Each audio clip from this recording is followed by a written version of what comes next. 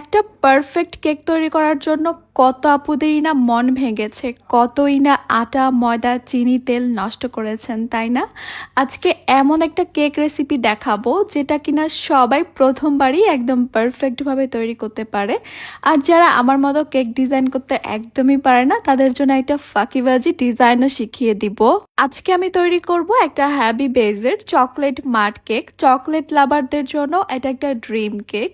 সবচেয়ে মজার ব্যাপার কি জানেন, এই চকলেট মাড কেকটা তৈরি করতে আপনাদের কোনো রকমের ইলেকট্রিক বিটার ইলেকট্রিক ওভেন কোনো কিছুরই প্রয়োজন নেই। গ্যাসের চুলায় একদম পারফেক্টভাবে এই চকলেট মাড কেকটা আপনারা তৈরি করে নিতে পারবেন খুবই ইজিলি। প্রথমে একটা মিক্সিং বলে আমি শুকনো উপকরণগুলোকে চেলে নিব। একটা ছাঁকনি নিয়ে নিয়েছি। এরপর এখানে দিয়ে দিচ্ছি 1 কাপ ময়দা, দিয়ে দিচ্ছি 1/3 কাপ কোকো পাউডার, 1 চা চামচ দিয়ে দিচ্ছি বেকিং পাউডার, হাফ চা চামচ দিয়ে দিচ্ছি বেকিং সোডা, লবণ দিয়ে দিচ্ছি 1 চা চামচের 4 ভাগের 1 ভাগ।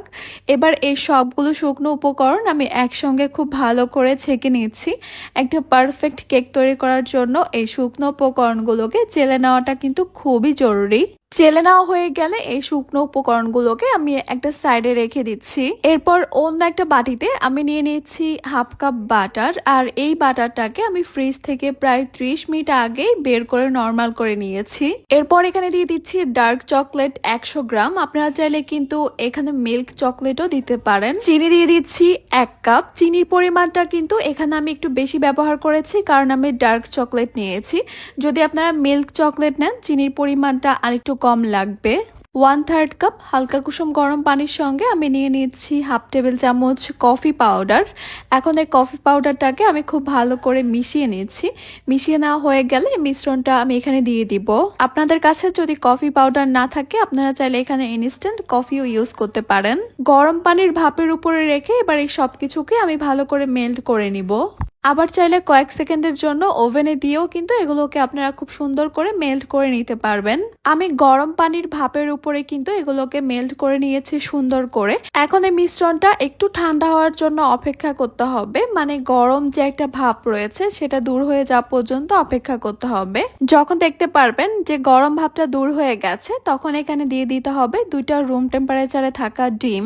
কেক বানানোর সময় চেষ্টা করবেন কোনো কিছুই যেন ফ্রিজ থেকে বের করে সরাসরি না ইউজ করা হয়, রুম টেম্পারেচারে এনে তারপর ইউজ করবেন। এখন এই ডিমগুলোকেও খুব ভালো করে মিশিয়ে নিচ্ছি। আর এখানে কিন্তু কোনো রকমের ইলেকট্রিক বিটারের কোনোই প্রয়োজন নেই।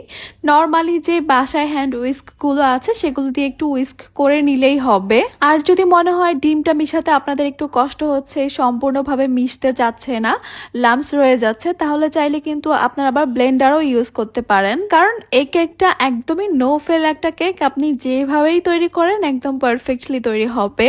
সবকিছু ভালো করে মিশিয়ে নেওয়া হয়ে গেছে। এবার আগে যে শুকনো উপকরণগুলোকে চেলে রেখেছিলাম সেগুলোর মধ্যে এই লিকুইড মিশ্রণটা দিয়ে দিব। এখন এই সবকিছুকে আমি আবারও খুব ভালো করে মিশিয়ে নিচ্ছি।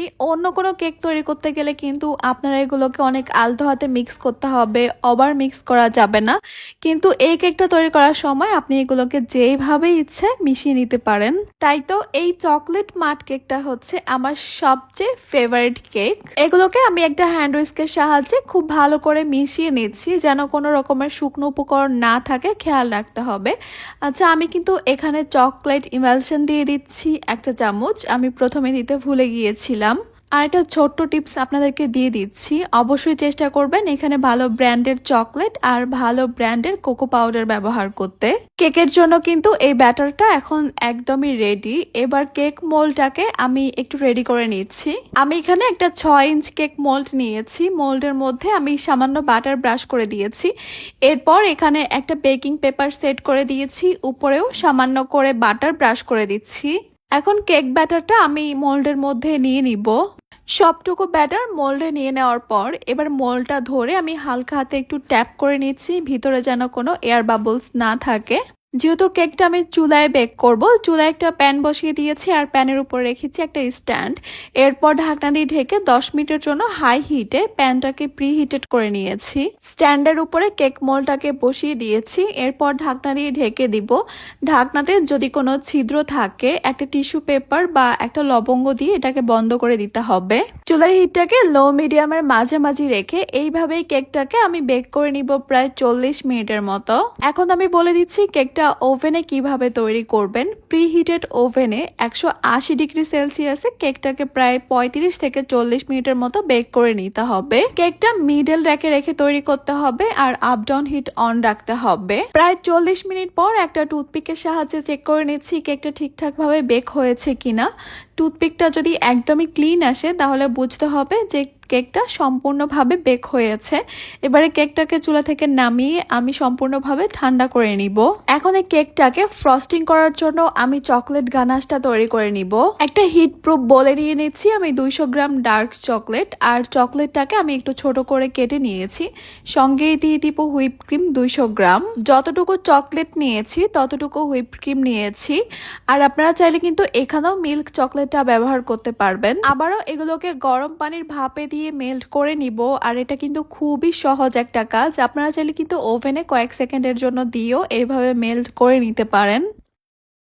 একটা বাটিতে ফুটন্ত গরম পানি বা একটা পাতিলে ফুটন্ত গরম পানি নিয়ে এই বাটিটাকে গরম পাতিল বা গরম বাটির উপরে বসিয়ে রেখে এইভাবে অনবরত নাড়তে থাকলেই দেখতে পারবেন এগুলো খুব সুন্দরভাবে মেল্ট হয়ে গেছে। আগে বলেছিলাম চকলেটটা একটু ভালো নেওয়ার চেষ্টা করবেন। চকলেটটা যখন ভালো নিবেন তখন দেখতে পারবেন মেল্ট হওয়ার পর এইরকম গ্লসি লুক আসবে। এইটাই কিন্তু আমাদের চকলেট গানাশ। এবার অতিরিক্ত গরম ভাবটা দূর হয়ে যাওয়া পর্যন্ত এইভাবে নেড়েচেড়ে এগুলোকে একটু ঠান্ডা করে নিতে হবে। যখন দেখতে পারবেন অতিরিক্ত গরম ভাবটা চলে গেছে, মানে কিছুটা ঠান্ডা হয়ে আসছে, তখন এই বোলটাকে আমি একটা র্যাপিং পেপার দিয়ে খুব ভালোভাবে র্যাপ করে রেখে দিব একদম ঠান্ডা হয়ে যাওয়া পর্যন্ত। চাইলে আপনারা ফ্রিজের নর্মাল চেম্বারেও রেখে দিতে পারেন এই চকলেট গানাশটাকে। চকলেট গানাশটা ঠান্ডা হতে থাক আর এইদিকে কিন্তু আমাদের কেকটাও ঠান্ডা হয়ে গেছে। এবার কেকটাকে আমি ডিমোল্ড করে নিব। কখনো কিন্তু গরম অবস্থায় ডিমোল্ড করতে যাবেন না, তাহলে কিন্তু কেকটা ভেঙে যেতে পারে। কেকটা ডিমোল্ড করার আগে চারপাশে একটা নাইফ দিয়ে এভাবে একটু ছাড়িয়ে নিতে হবে। এতে করে কিন্তু খুব ইজিলি কেকটা ডিমোল্ড হয়ে যাবে। যেহেতু আমি কেকটাকে ডেকোরেশন করব তাই সরাসরি একটা কেক বোর্ডের উপরে এই কেকটাকে ডিমোল্ড করে নিচ্ছি। আর দেখতেই পাচ্ছেন খুব সহজেই কিন্তু কেকটা ডিমোল্ড হয়ে গেছে। নিচে যে বেকিং পেপারটা দিয়েছিলাম সেটা তুলে নিচ্ছি। আর দেখতেই পাচ্ছেন মাশাআল্লাহ কেকটা কতটা পারফেক্ট হয়েছে।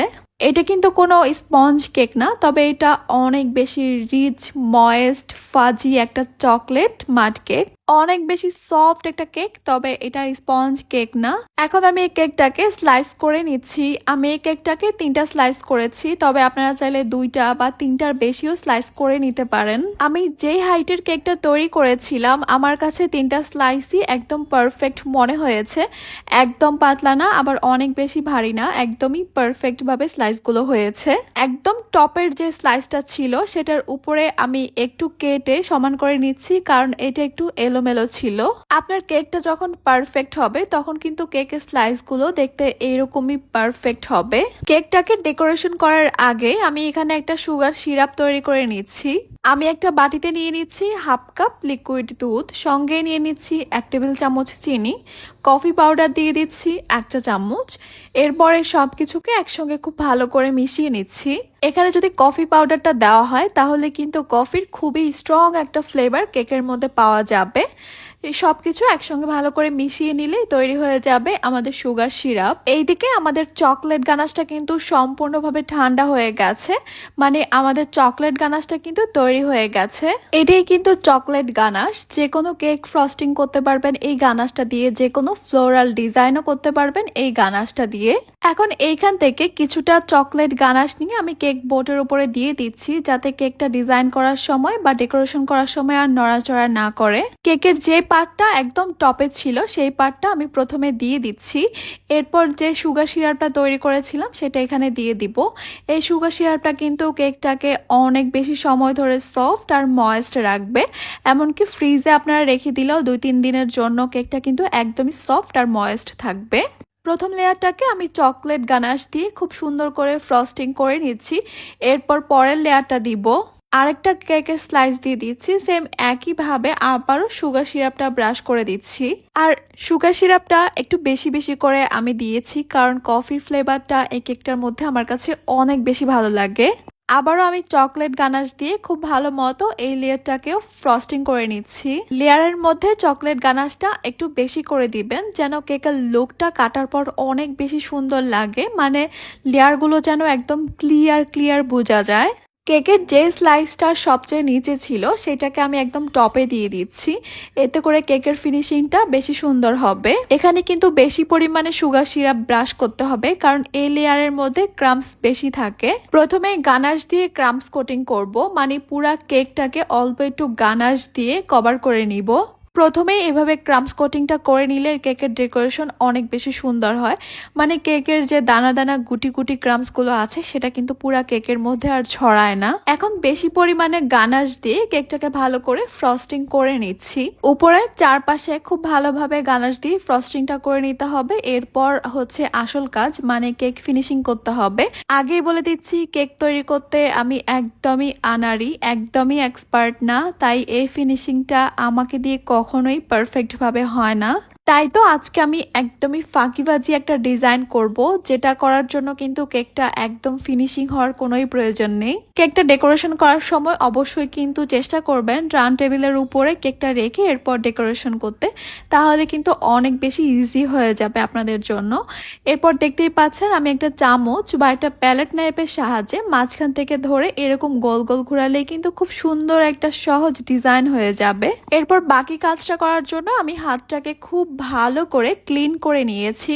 কেকের চারপাশে আমি কোনো ডিজাইন করব না, আমি কিছু চকো চিপস বা চকলেট চিপস এইভাবে বসিয়ে দিচ্ছি। চকো চিপস গুলো বসানোর সময় একটু প্রেস করে দিবেন, এতে করে কিন্তু এগুলো আর ঝরে ঝরে পড়ে যাবে না, এগুলো খুব সুন্দরভাবে সেট হয়ে আটকিয়ে যাবে। এই যে দেখতে পাচ্ছেন খুব সুন্দর করে সেট হয়ে গেছে, এগুলো কিন্তু আর ঝরে ঝরে পড়ে যাবে না। এবার আমি চারপাশটাকে একটু ক্লিন করে নিচ্ছি এক চুটকিতে। এই হচ্ছে আজকের এই চকলেট মাড কেকের ফাইনাল লুক। আলহামদুলিল্লাহ কেকটা অনেক বেশি সুন্দর হয়েছে। গানাশ দিয়ে কেক ডেকোরেশনের করার মজাই কিন্তু আলাদা, কোনো রকমের গলে যাওয়ার কোনোই চান্স নেই, বারবার ফ্রিজিং করতে হয় না, একদম যেভাবে তৈরি করবেন সেভাবে সেট হয়ে থাকবে। আর ডেকোরেশন কমপ্লিট হওয়ার পরপরই কিন্তু এই কেকটা পরিবেশন করা যাবে, মানে খাওয়া যাবে, এটাকে আর ফ্রিজে রেখে সেট করার কোনোই প্রয়োজন নেই। এখন আপনারা হয়তো সবাই ওয়েট করছেন কেকের ভিতরটা দেখার জন্য, আমি তাই একটু কেটে আপনাদেরকে দেখিয়ে দিচ্ছি। মাশাআল্লাহ, কেকের ভিতরটাও কত সুন্দরভাবে সেট হয়েছে, মানে সবগুলো লেয়ার কত ক্লিয়ার ভাবে বোঝা যাচ্ছে। আমার মনে হয় যে কেক খেতে পছন্দ করে না, এই কেকটা দেখার পর তারও একটু কেক খেতে মন চাইবে, কারণ এটা অনেক বেশি লোভনীয় হয়েছে। কেকটা এত বেশি ক্রিমি, রিচ, ময়েস্ট, ফাজি হয়েছে, মুখে দেওয়ার সঙ্গে সঙ্গে চকলেটের বিস্ফোরণ হবে। যারা চকলেট লাভার আছেন, চকলেট পছন্দ করেন, তাদের জন্য এটা কিন্তু একটা ড্রিম কেকের মতো। আর আমার মনে হয় যারা চকলেট কেক পছন্দ করে না, তাদেরও কিন্তু এই কেকটা অনেক বেশি পছন্দ হবে, কারণ এটা হচ্ছে চকলেট মাড কেক। অনেকেই হয়তো কেকের কস্টিংটা জানতে চাইবেন আমার কাছে, যেহেতু আমি কেক নিয়ে বিজনেস করি না, তাই এটার কস্টিং নিয়ে আমার কিন্তু কোনোই আইডিয়া নেই। আশা করছি আমার আজকের রেসিপি আপনাদের কাছে খুবই ভালো লেগেছে আর সহজও লেগেছে। তাহলে আজকে এই পর্যন্তই। সবাই অনেক বেশি ভালো থাকবেন, সুস্থ থাকবেন, সবাই সবার জন্য দোয়া করবেন। আল্লাহ হাফেজ।